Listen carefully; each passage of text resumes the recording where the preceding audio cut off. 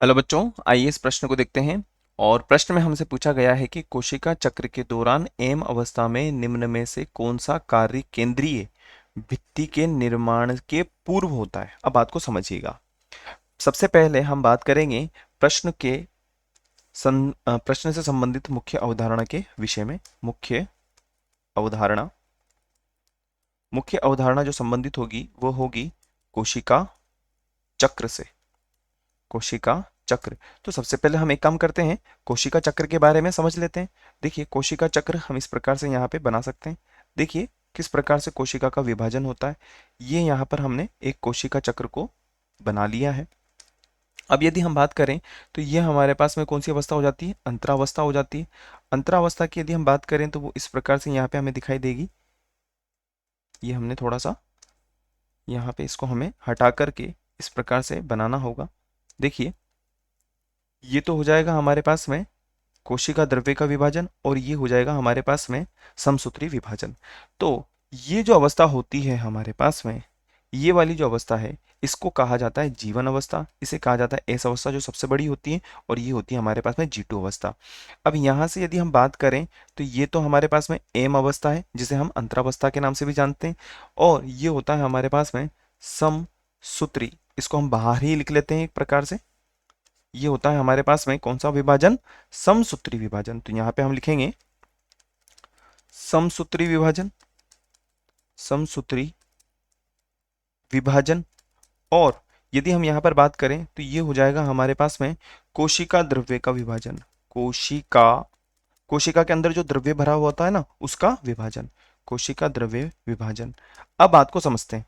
देखिए, यहां पर जब कोशिका आती है तो कोशिका के अंदर ऊर्जा का होना आवश्यक है, तभी तो वो विभाजन के लिए तैयार हो पाएगी। और जो संश्लेषित अवस्था होती है हमारी, यहाँ पर होता है डीएनए का रेप्लिकेशन। एक तरीके से हम कह सकते हैं कि डीएनए से डीएनए की कॉपी बनती है। और पुनः जो कोशिका है वो G2 अवस्था के अंदर चली जाती है, अर्थात ऊर्जा की यहाँ पे आपूर्ति होती है। अब यहाँ पर यह 4 भिन्न भिन्न चरणों के अंदर होता है। हम इसको समझने के दृष्टिकोण से समझ सकते हैं, जैसा कि यहाँ पे होती है हमारे पास में प्रोफेज अवस्था। हम इसको छोटा छोटा देख लेते हैं। प्रोफेज का मतलब पी। और उसके बाद में हमारे पास में हो जाती है मेटाफेज। फिर उसके बाद में हमारे पास में हो जाती है एनाफेज। और लास्ट में हमारे पास में अंत में होती है हमारे पास में टीलोफेज। और इस प्रकार से कोशिका चक्र पूर्ण होता है। तो प्रश्न में हमसे पूछा गया है कि ये जो एम अवस्था होती है ना, तो इसमें केंद्रीय भित्ति के निर्माण से पूर्व होता क्या है। तो अभी हम समझ लेते हैं इसके बारे में। देखिएगा, जो एम अवस्था है,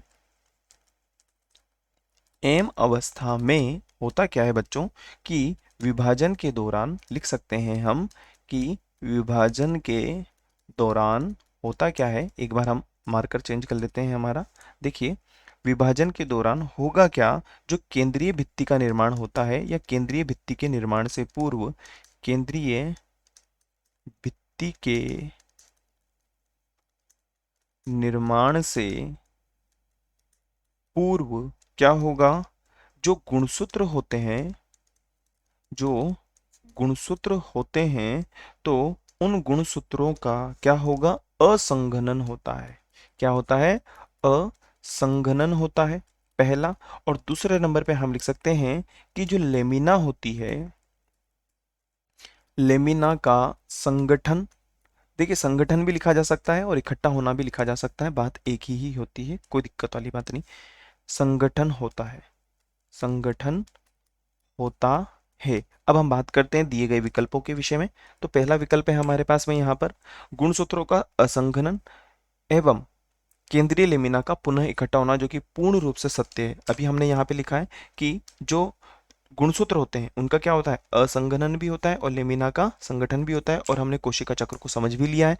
और यदि हम बात करें अनुलेखन से संबंधित नहीं है, वलय तो यहाँ पे संकुचन होगा ही नहीं, और संकुचन वलय फिर से दिया हुआ है, तो विकल्प सी डी भी हमारा गलत हो जाएगा। तो हम लिख सकते हैं कि विकल्प ए जो है हमारे प्रश्न की मुख्य अवधारणा की पूर्णतः अनुपालना कर रहा है, अतः विकल्प ए हमारा सही उत्तर होगा। आशा है आप इसे अच्छी तरह समझ गए होंगे। धन्यवाद।